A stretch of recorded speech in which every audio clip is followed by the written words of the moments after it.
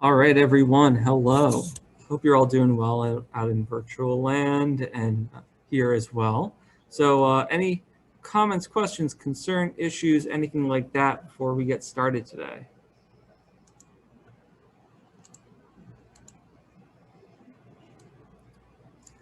All right, great. So friendly reminder that your notes for this week of Frankenstein, our first sets of notes, are due at the end of the week. So keep those in mind. You can use one of your free passes. You get a free pass for marking period 3. Each marking period you get one. So you're welcome to use that if you'd like. For tonight, I'll ask that you read the next 2 chapters as well. And then, where are we on? 14 and 15 for tomorrow. So we'll learn more about this family that the monster has been stalking tonight, and talk more about that tomorrow. Okay, so here's the agenda for today. We have 2 tasks. So we're going to talk about the monster's education, what he learns in this 2-year interim after he's born and before Justine is executed. But also we need to consider the monster, and we keep calling him the monster, and we've seen him now to be a pretty articulate person who's intelligent and sensitive. So it just seems a little bit wrong to keep calling him the monster. So we're going to see if we could do better than that, and we're going to try to come up with our own name for him as well. So here are my questions to start with. Let's look at this issue of naming in the novel. So whenever Frankenstein refers to his monster, he always calls it the creature, the monster, the demon, or something like that. So never goes through the trouble of giving his creation a name. What do you think is significant about the fact that he never names the monster? Which name do you prefer, the creature or the monster? And then lastly, let's name him. What do you think the monster should be named? What will we refer to him as? So you could take those questions in any order. Raise your hand, type it in the chat. What are your thoughts?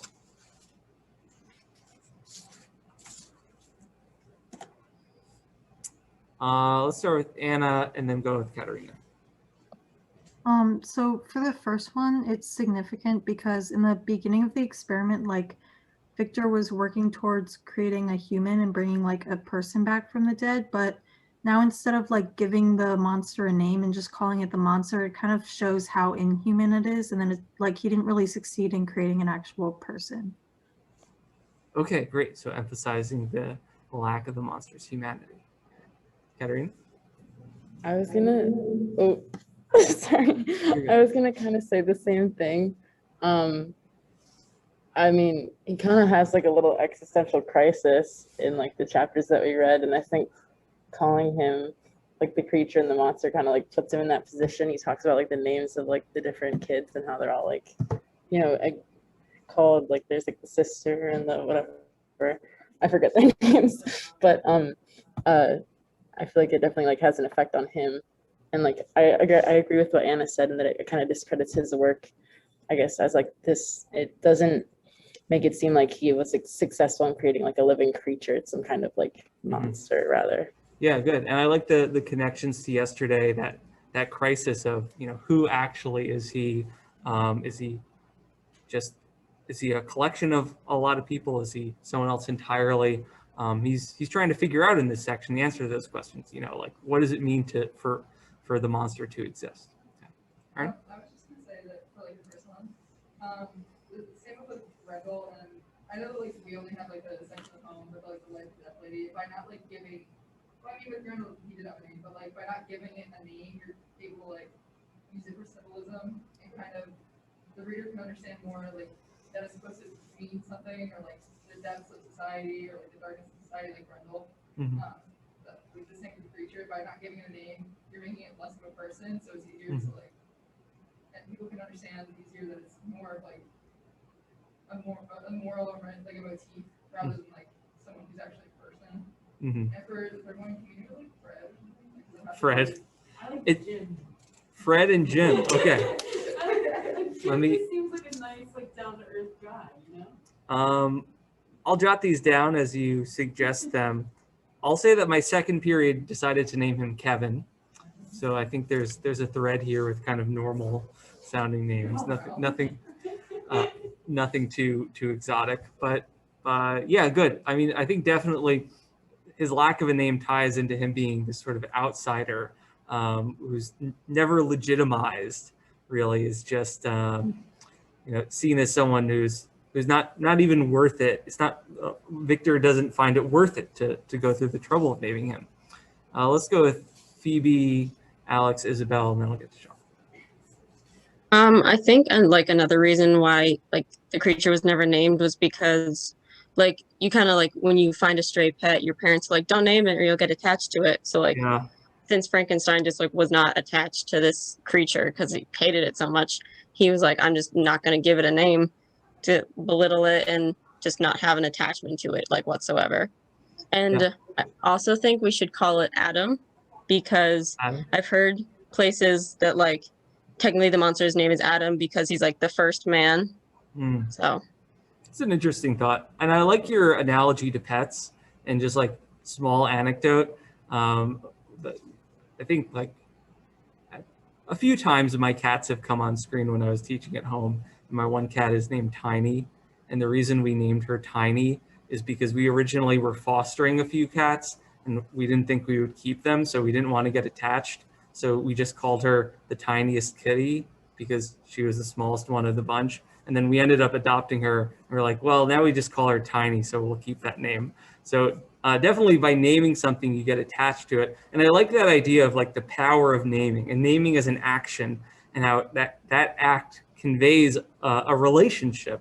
And we could dig into the significance of that.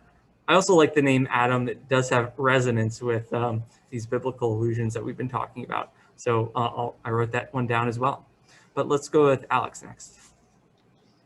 So I kind of have two ideas for what a creature should be named or called. One is that specifically Frankenstein's monster, because even if the creature isn't a monster, in Frankenstein's view, the creature is a monster. Mm-hmm. And secondly, taking inspiration from the title, possibly Prometheus. Sure. Yeah, it's worth thinking about that word monster and what it means for something to be a monster, because we throw it around, we use it to describe, say, serial killers, people who seem monstrous. So how are they in the same family as, say, Godzilla or any of the other varied types of mythological monsters out there? People who look at this word often think that to be a monster means to be unnatural in some way, to be outside the realms of like normal representations of how life unfolds in the world. So for the monster to be a monster, it means outside of the bounds of what is natural, organic, or commonly accepted. Some people have also looked at the monster as an example of the post-human. I've mentioned this term before, but it's the idea of what's the next evolutionary step beyond people, right? There's something that came before us, something that'll come after us, and the monster is just kind of like one possibility for that. He's something between human and something else. He's stronger than most people. He's this huge 8-foot guy. He's also, as we've seen, incredibly intelligent and articulate. So he seems like human, but slightly different, something beyond that, something that's not quite familiar, and maybe that's why he's monstrous and kind of unaccepted to people. So Isabel and then Sean. I feel like Victor is trying so hard to convince like the reader, the listener that his creature is like not human. I think that's part of the reason why he doesn't name him, why he calls him the monster. And I think it's interesting because this creature, if you want to call it, is created by like pieces of humans. So it's not that far from being human. But when we sort of disassociate someone by calling them a monster, we separate ourselves from them. So I think Victor wants to not feel guilty for what he's created and also not feel bad for how he's treated his creation, because if he considers him less than human, then he's like okay with what he did to him. Yeah, good. Again, it's a way to keep a distance, to keep himself from acknowledging his responsibility in everything that's happened. So I think that the significance behind like not naming it is kind of what like Leo was talking about yesterday, when like words are just words for the sake of being words and like giving something a definition. And I think that it's important that he doesn't define a name, but instead defines as a monster, just like everyone else has said. Like, it's dehumanizing, and it also, like Aaron said, like leaves it open to interpretation, where you don't have to define the monster as one thing, but like as an audience member, we see that it's not necessarily a monster and that it is somewhat human at the same time. So not defining the monster as anything, well, other than a monster, kind of leaves that interpretation open to the audience. Great. It's more of that failure to define is failure to validate and separate.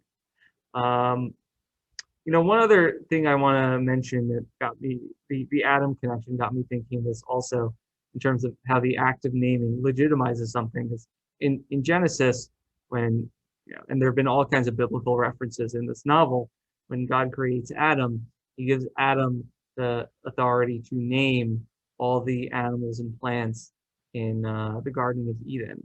So whatever Adam's word for tree was, gives it to a tree, calls a squirrel, and so on. That act of naming is a conveyance of authority, of legitimation, of connection, and so the lack of naming is also bringing up these biblical ideas of a failure to recognize the standing of the monster, or whoever will decide to name it. Okay, so we have Jim, Fred, Adam, and Prometheus.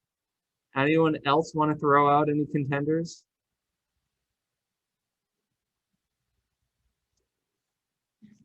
You can shout them out, put them in the chat. Any thoughts?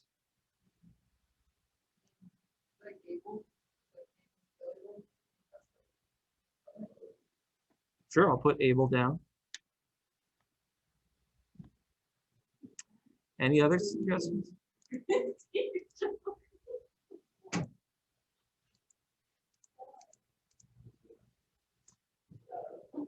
Okay, well, no one's really mentioning anything else, so I don't really have like a poll for you guys to answer, but why don't you just put in the chat which of those names do you like? Jim, Fred, Adam, Prometheus, or Abel? Send it to me, and then I'll roughly tally them up.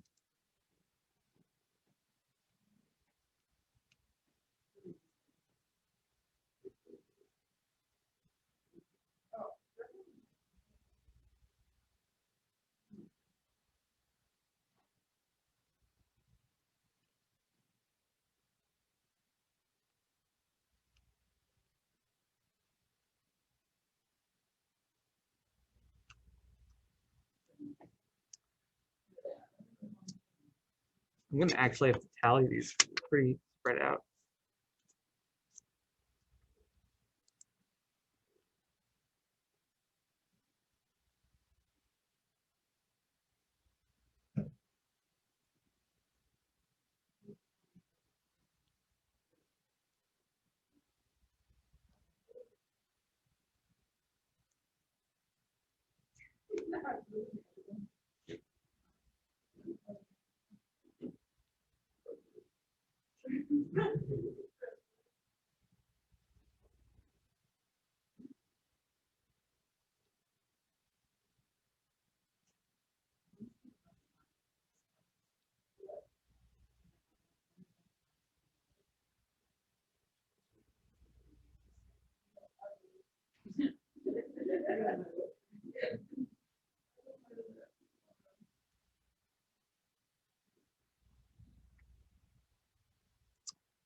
So it's close, but it seems like there is a clear winner, and the winner is Fred. I gotta say, I kind of like Fred. Fred's good. So we have now the trials and travails of Fred that we'll dig into. So we have succeeded where Victor has failed. So let's get into what Fred has been up to over these past 2 years.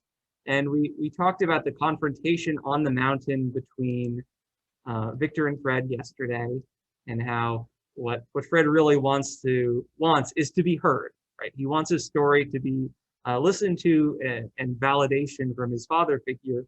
And then in chapter, I think that's chapter 12, we start to hear what's happened to him. So we kind of skimmed over what immediately happened after he woke up in Victor's apartment and ran away. So let's fill in the gaps there.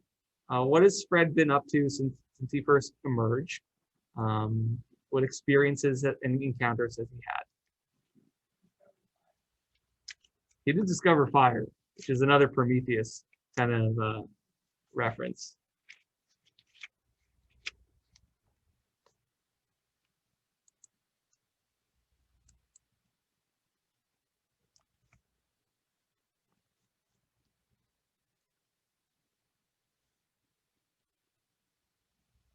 What adventures does Fred have leading up through last night's reading?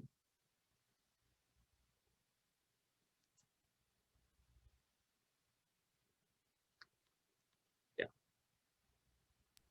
He like, I guess, kind of like meets this like family or whatever. Like he like watches people. Good. He discovers the family. Can you maybe fill us in a little more about like, who's in the family, what they're like?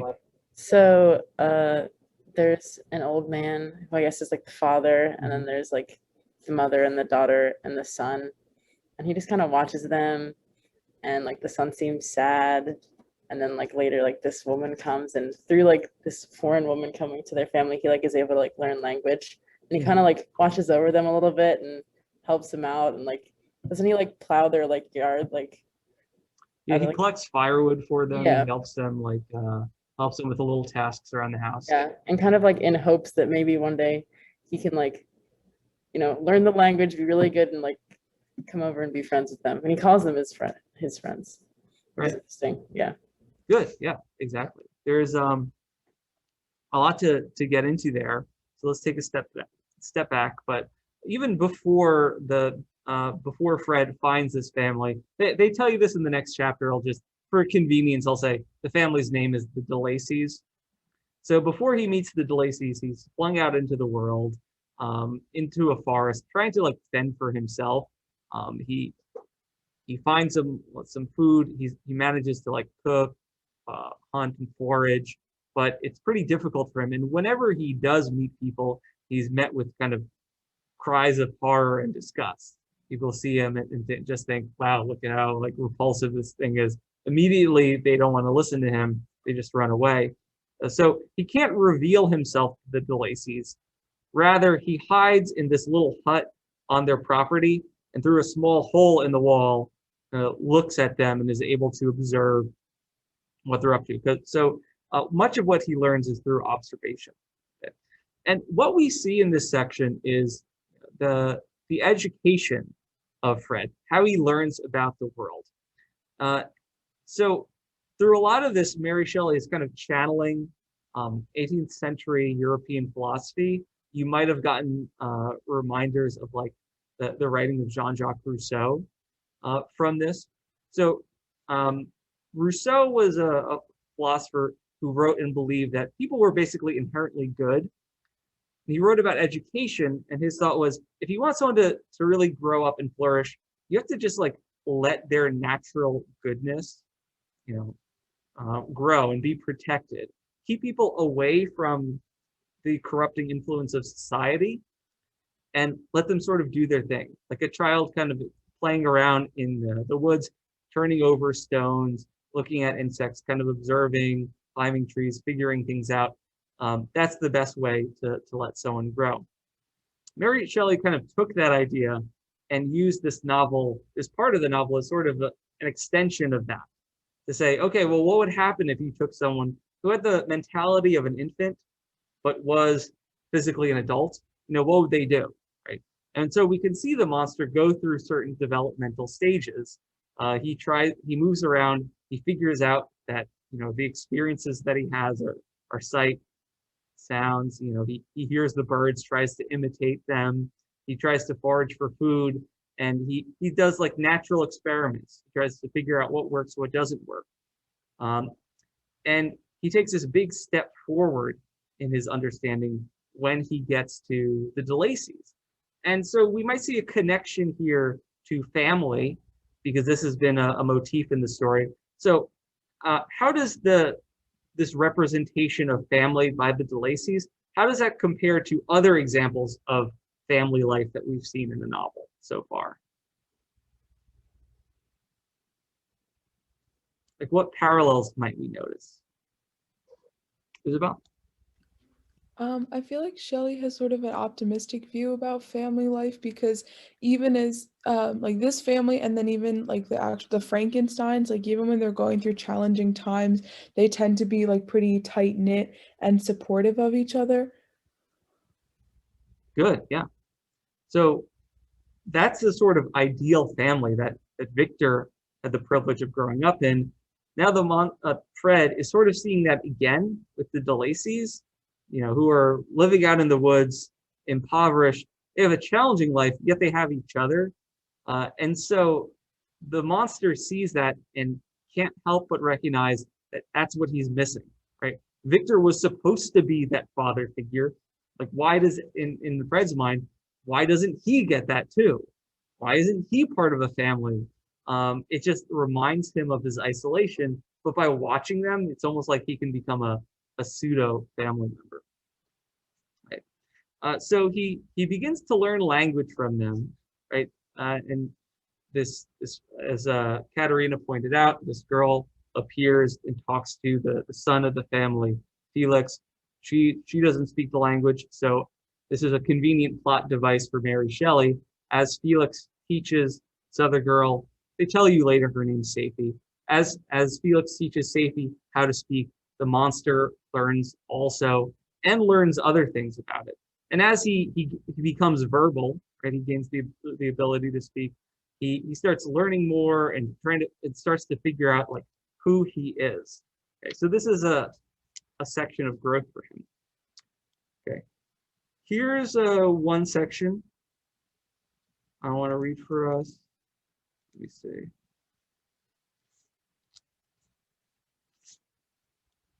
I'm on page 94 in the pink book.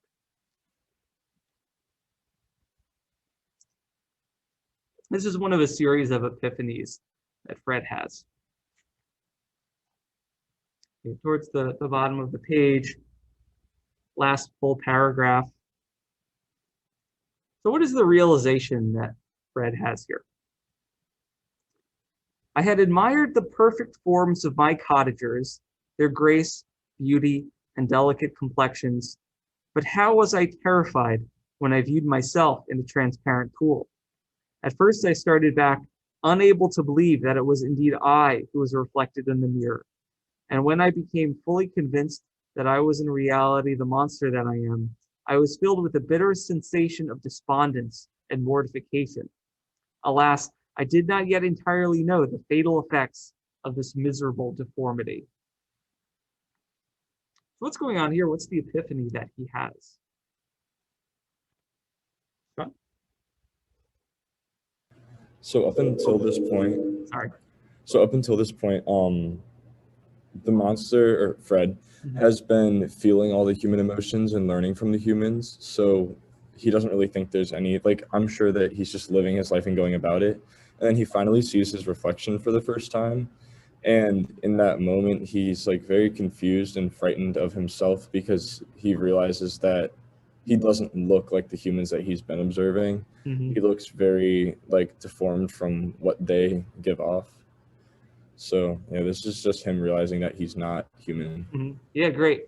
I even think about like that moment in their eyes were watching God, where in her grade school class. There's a photo that gets taken of the class, and Janie realizes after looking at that photo for the first time that she's Black. She's not white like all of her other classmates. It's that moment of seeing and insight and recognition about who he is and how he doesn't fit in.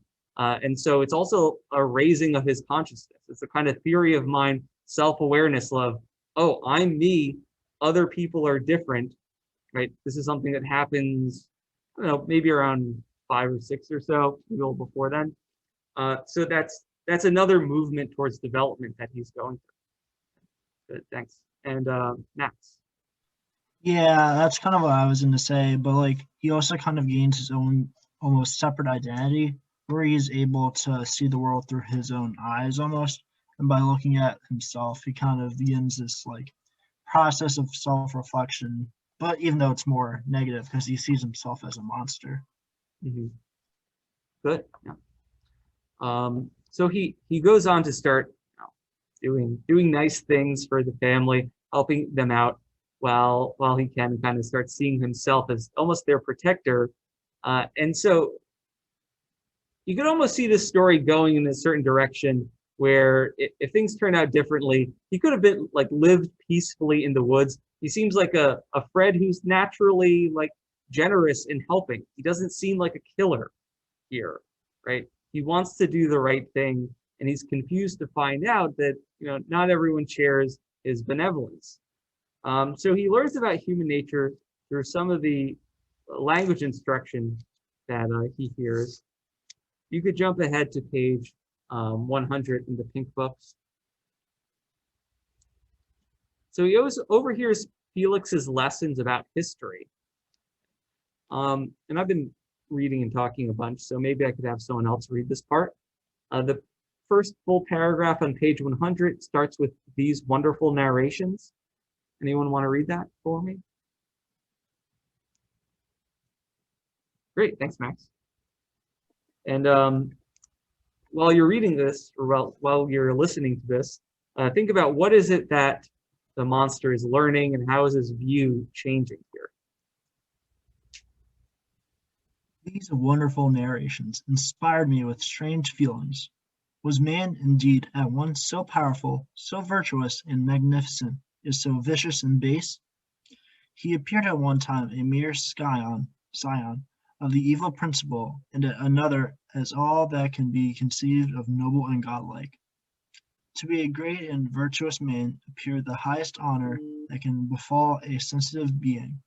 To be base and vicious, as many on record have been, appeared the lowest degradation, a condition more abject than that of the blind mole or harmless worm. For a long time I could not conceive how one man could go forth to murder his fellow, or even why there were laws and governments. But when I heard details of vice and bloodshed, my wonder ceased, and I turned away with disgust and loathing. Good. Thank you, Max, for reading that. So what is it that Fred's learning here? What contradictions is he noticing?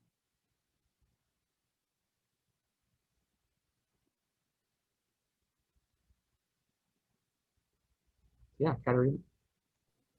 Well, being born with like kind of no information on the outside world, and from his like observations, he's only seen this like sweet little family, and he's only been able to like see like the love they have, and obviously like he can kind of tell that like the boy is sad and he like knows that they're poor, but like through these stories he kind of learns the corruption of the world and how like kind of awful people can be. And even though like he's the monster, he can kind of see how bad the world is around him and how people can like be monsters too, like not like physically deformed, but like how corrupt people can be mentally, I guess. Yeah, great. So his kind of naive view of like, oh, well, like everyone outside must be like the DeLacy's, like all loving and caring. It's like, well, unfortunately not. There are lots of people who have been really horrible to each other throughout history. And he even like kind of, there's a sort of charm in his view. Like he questions, why are laws and governments even necessary? Doesn't just everyone go around being nice to each other? Why wouldn't you just be nice to each other? But it's like, no, sorry, Fred, it doesn't work that way. Any other observations about things he says in here?